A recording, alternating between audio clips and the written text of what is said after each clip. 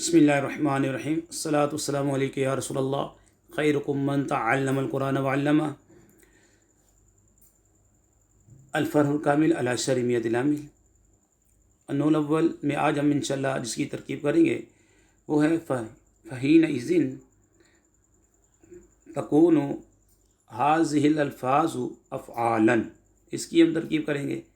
اس سے پہلے ویڈیو بن چکی ہے۔ وقال بعضهم ان اسم الواقع بعدها یکون منصوبا علی المفعولیتی، اور ان میں سے بعض نے کہا ہے کہ وہ اسم جو ان کے بعد واقع ہوتا ہے مفعولیت کی بنا پر منصوب ہوتا ہے، بس اس وقت یہ الفاظ افعال ہوں گے۔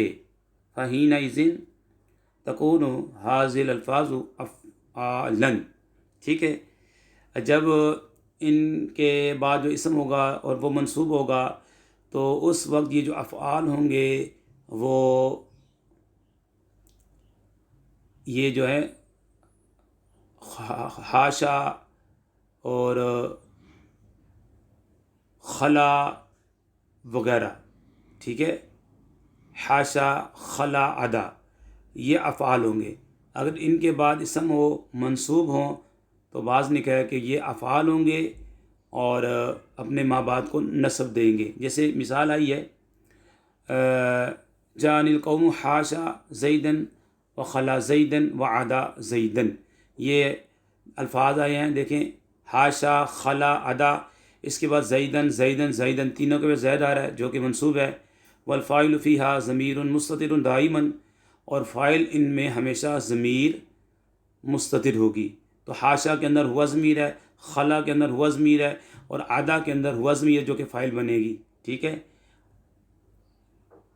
جب یہ اپنے ماں بعد اسم کو نصب دیں گے تو یہ الفاظ افعال ہوں گے، ضمیر اس میں مستتر ہوگی ہمیشہ، یعنی پوشیدہ ہوگی ضمیر۔ تو آئیے اب اس کی ہم ترکیب کرتے ہیں۔ حینئذ، فحینئذ کی ترکیب کرتے ہیں، اور یہ افعال غیر متصرفہ ہوتے ہیں، یہ بھی یاد رکھیں۔ متصرفہ نہیں ہوتے، یعنی کہ ان کی گردان نہیں آتی، صرف صغیر کبیر نہیں آتی، جیسے ضرب ضربا ضربو ضربت، صرف کبیر ضربا یضربو ضربن، صرف صغیر، یہ افعال ان کی گردان نہیں آئے گی، ٹھیک ہے۔ تو یہ افعال تو ہوں گے لیکن غیر متصرفہ۔ یہاں پہ حینئذ کے اوپر جو فا ہے یہ فا تفریعیہ، حینا، جی ہاں، حینا یہ مضاف ہے، اور اس جو ہے یہ مضاف الیہ ہے اور مضاف بھی ہے، اور تنوین عوض جملہ مضاف الیہ معذوف، اس مضاف اپنے عوض مضاف الیہ معذوف سے مل کر مضاف الیہ ہوا۔ حینا مضاف کا، حینا مضاف اپنے مضاف الیہ سے مل کر مفعول فی مقدم۔ تکون صیغہ واحد مونث غائب، فعل مضارع مثبت معروف، از فعل ناقصہ، ہذہ موصوف، الف لام برائے تعریف، الالفاظ صفت، موصوف اپنی صفت سے مل کر تکون کا اسم، افعالا اس کی خبر، تکون فعل ناقص اپنے اسم خبر مفعول فی مقدم سے مل کر جملہ فعلیہ خبریہ معطوفہ ہوا، ٹھیک ہے۔ والفاعل فیہا ضمیر مستتر دائما، اور فاعل ان میں ہمیشہ ضمیر مستتر ہوگی۔ اس ضمیر کا مرجع دو چیزیں ہو سکتی ہیں، فعل مقدم کا مصدر، جیسے اعدلوا ہوا اقرب للتقوی میں ہوا کا مرجع عدل ہے جو اعدلوا سے مستفاد ہو رہا ہے، بس ان الفاظ میں ہوا ضمیر کا مرجع جاء فعل کا مصدر ہوا، یعنی عبارت اس طرح ہوگی جاءنی القوم حاشا مجیئہم زیدن یا مجیئہم زیدن، فعل مقدم کا اسم فاعل۔ اب عبارت یوں ہوگی جاءنی القوم حاشا الجائی منہم زیدن، اسی طرح باقی۔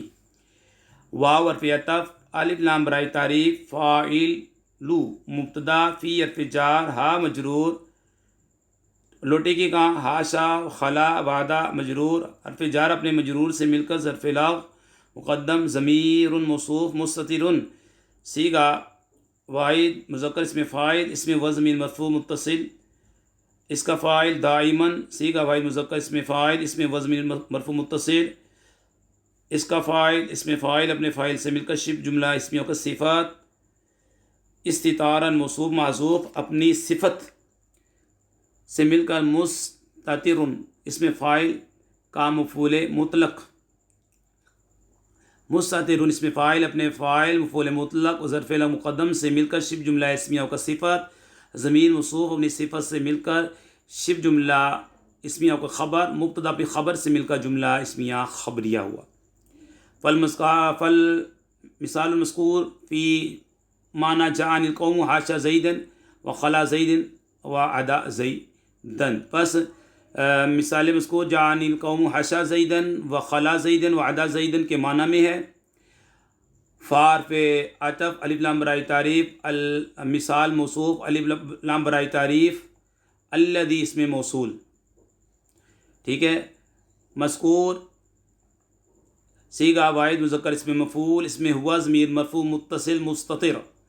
اب لوٹے کی کہاں اسم موصول کیا بنے گی؟ اس کا نائب الفاعل، اسم مفعول اپنے نائب الفاعل سے مل کر شبہ جملہ اسمیہ کا صلہ، اسم موصول اپنے صلے سے مل کر صفت، المثال موصوف اپنی صفت سے مل کر بنا دیں گے مبتدا، فی حرف جار معنی مضاف، جاءنی القوم حاشا زیدن معطوف علیہ، واو حرف عطف، خلا زیدن معطوف با تقدیر جاءنی القوم، واو حرف عطف، عدا زیدن معطوف بتقدیر جاءنی القوم معطوف علیہ، اپنے دونوں معطوفات سے مل کر مضاف علیہ، مضاف اپنے مضاف علیہ سے مل کر مجرور، فی حرف جار اپنے مجرور سے مل کر ثابتن مقدر کا ظرف مستقر، ثابتن صیغہ واحد مذکر اسم فاعل، اس میں ہوا ضمیر مرفوع متصل مستتر، کہاں لوٹے گی؟ مبتدا کیا بنے گی؟ اس کا فاعل، اس میں فاعل اپنے فاعل اور ظرف لفظ سے مل کر شبہ جملہ اسمیہ کا خبر، مبتدا اپنی خبر سے مل کر جملہ اسمیہ خبریہ معطوفہ ہوا۔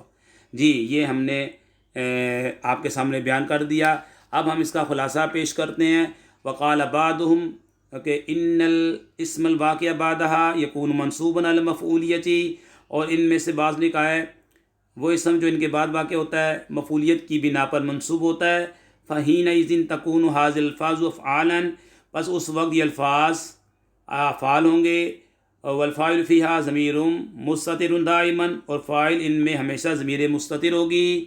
اب مثال سے سمجھا رہے ہیں، فالمثال المذکور فی معنی جاءنی القوم حاشا زیدن وخلا زیدن وعدا زیدن، ٹھیک ہے، یہ انہوں نے مثال دے دی۔ یہ دیکھیں حاشا کے بعد، خلا کے بعد، زیدن کے بعد جو اسم آ رہا ہے منصوب ہے، ان کے اندر فاعل ہوا ضمیر ہمیشہ مستتر ہوگی، اور زیدن زیدن زیدن یہاں پہ مفعول بننے کی وجہ سے منصوب ہوگا۔ اللہ پاک سے دعا کرتے ہیں ہماری ویڈیو کو جو شیئر کرے، لائک کرے، حمید علی مدنی چینل کو سبسکرائب کرے، یا اللہ ان کے والدین پر اپنی رحمت نازل فرما۔ وما علینا الا البلاغ المبین۔